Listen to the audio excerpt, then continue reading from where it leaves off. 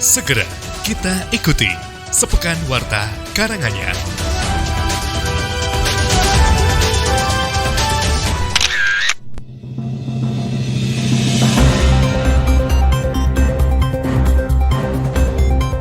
Kecelakaan maut terjadi di jalur turunan flyover Jaten Karanganyar Kamis 20 Agustus 2026 sekitar pukul 8.30 waktu Indonesia Barat. Insiden terjadi tragis tersebut juga melibatkan sepeda motor Honda Blade dan truk Isuzu Giga pengangkut pakan ayam yang juga mengakibatkan seorang pengendara motor Sabto Budi Utomo berusia 66 tahun, warga Badran Asri, Kelurahan Cangaan Karanganyar meninggal dunia di lokasi kejadian. Berdasarkan keterangan pihak kepolisian, kecelakaan bermula saat kedua kendaraan melaju searah dari barat menuju timur dan korban yang berada di belakang berusaha menyalip truk dari sisi kiri. Namun, karena jarak yang terlalu dekat, sepeda motor menyinggol bak truk hingga membuat korban terjatuh dan mengalami luka fatal. Kasus ini tengah ditangani oleh Satlantas Polres Karanganyar.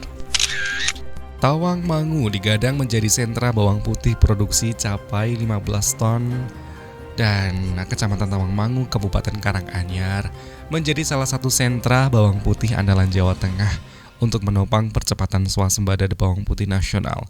Potensi tersebut terlihat dari luas lahan budidaya sekaligus peran Tawangmangu sebagai salah satu sumber bibit Tawangmangu bawang putih bagi petani di berbagai daerah. Hal itu disampaikan Wakapolda Jawa Tengah Brigjen Pol Latif Usman dalam juga acara penanaman dan juga panen bawang putih serentak di lahan Poktan Taruna Tani Maju Dusun Pancot Lor Kalisoro Tawangmangu. Kegiatan ini juga bagian penanaman dan panen bawang putih serentak di 17 provinsi. Latif mengatakan dari Tawangmangu memiliki posisi strategis dalam pengembangan bawang putih di Jawa Tengah. Selain menghasilkan bawang putih untuk konsumsi, kawasan tersebut juga menjadi salah satu sentra pembibitan yang juga memasok kebutuhan petani dari berbagai daerah.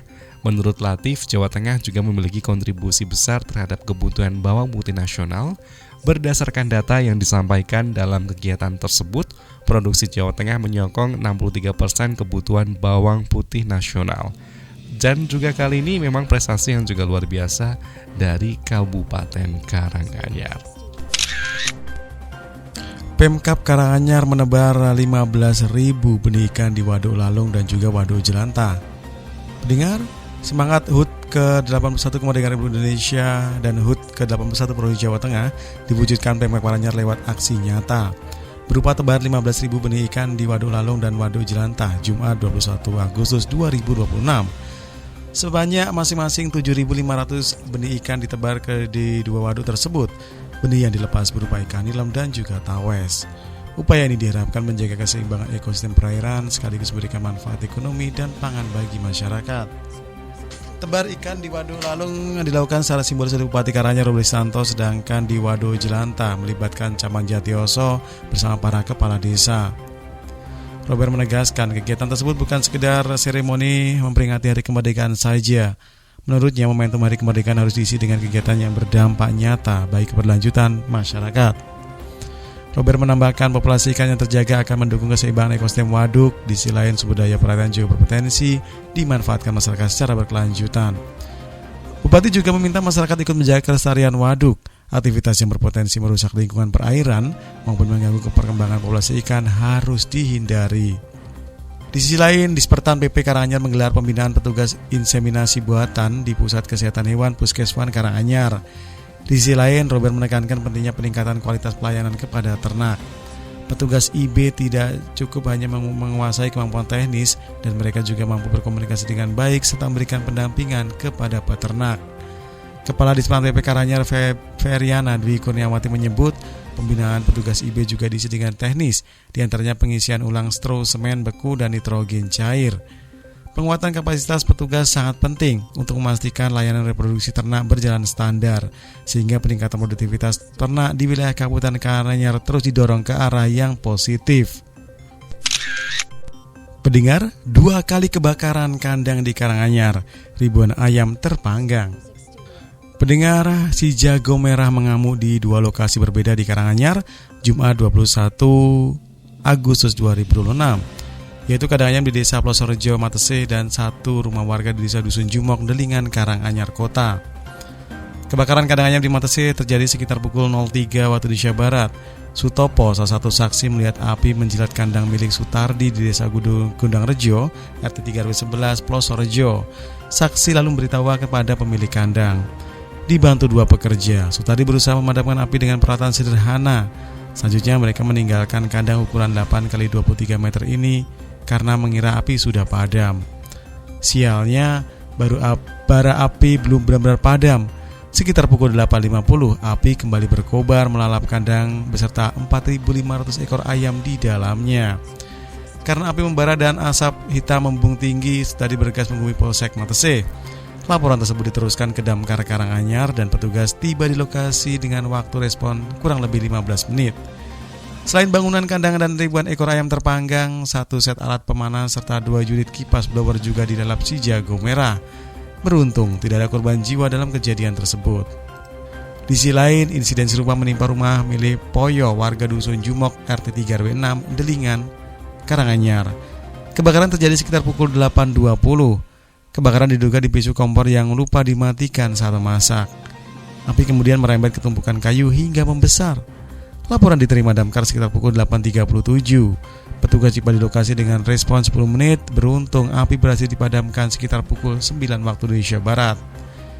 Damkar kerahkan unit ayak dan matra lengkap dengan perlengkapan APD, helm dan sarung tangan. Pemadam juga melibatkan Polsek Karanganyar, Koramil Karanganyar serta BPBD Karanganyar.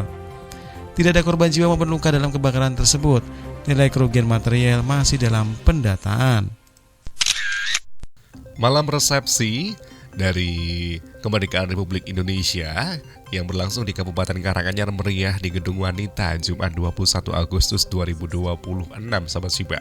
Tidak hanya menjadi ajang apresiasi bagi Paskibra yang telah menuntaskan tugas, lantas juga bagi para pemenang lomba, maka dari malam resepsi menjadi momentum untuk menunjukkan kepedulian dan juga solidaritas.